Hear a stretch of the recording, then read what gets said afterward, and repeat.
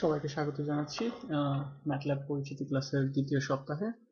So hopefully আপনারা সবাই lecture একের সবগুলো ভিডিও দেখেছেন এবং হোপফুলি সবকিছু ক্লিয়ার ছিল। আমি ফেসবুকের পেজে বেশ কিছু প্রশ্ন পেয়েছি, সো আমি ট্রাই করেছি সবগুলো আনসার করার। আরও যদি কোনো প্রশ্ন থাকে দয়া করে ফেসবুকের পেজে পোস্ট করতে থাকবেন এবং হোপফুলি সাথে সাথে আনসার, নট সাথে সাথে বাট ইউনো টাইম টাইমলি ফ্যাশনে আনসার পেয়ে যাবেন। তো প্রথমে আমি এই লেকচারের এই ফার্স্ট পার্টটা আমি সামারি করতে চাচ্ছি আগের সপ্তাহে যা পড়ানো হয়েছে তার।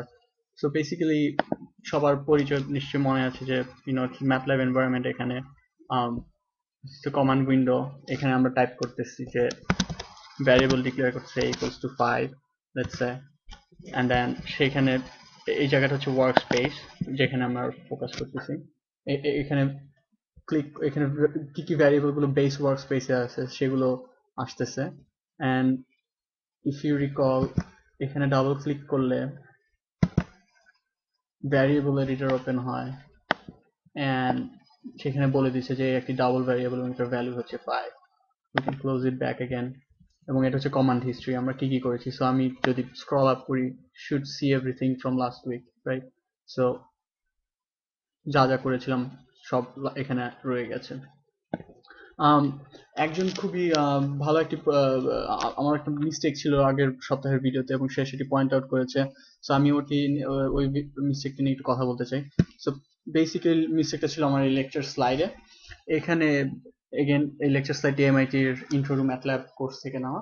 তো এখানে আমি যেটা বলতেছিলাম যে এখানে ভুল আছে রাইট হিয়ার, যে ইট right here it should be a transpose dot multiplication b, not b transpose. কিন্তু অ্যাকচুয়ালি দিস ইজ কারেক্ট। যেটা আমি বলেছিলাম সেটাও correct. a transpose dot multiply b সেটা ভ্যালিড এবং a dot multiplication b transpose সেটাও valid. So যখনই dot operation করতে হবে তখনই মনে রাখতে হবে যে দুটো ভেক্টরের মধ্যে ডট অপারেশনটা হচ্ছে তারা একই রকম কিনা। সো আমি যদি a রো ভেক্টর হয় এবং b যদি কলাম ভেক্টর হয় তাহলে সেটা হবে না, রাইট? সো এখানে a যেরকম রো ভেক্টর এবং b কলাম ভেক্টর, সো তাদের মধ্যে হচ্ছে না। সো আমার b কে ট্রান্সপোজ করতে হচ্ছে ওটাকে রো ভেক্টর বানানোর জন্য। সো তার জন্য এটা ভ্যালিড, এখানে যা যা আছে সবগুলো ভ্যালিড। সো সবগুলো দেখতে পাচ্ছেন b কে ট্রান্সপোজ করা হয়েছে।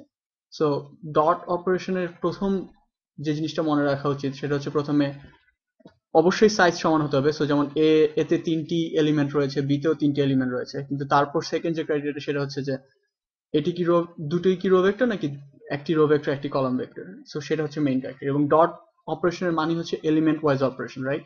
সো একের সাথে, দিস ইজ এরর, বাট এখানে যদি আমরা দেখি একের সাথে 4, 2 এর সাথে 2, 3 এর সাথে 1 গুণ হচ্ছে।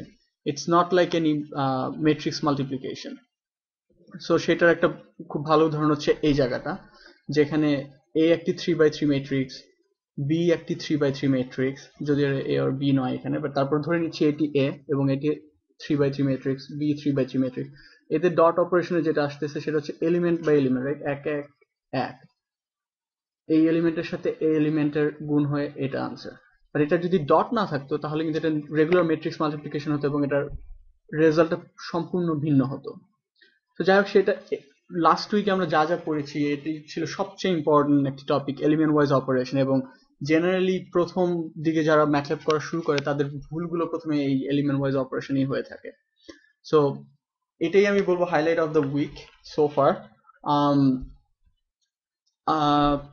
সো আমরা এখন লেকচার, আই গেস লেকচার 2 আর দ্বিতীয় সপ্তাহের মেইন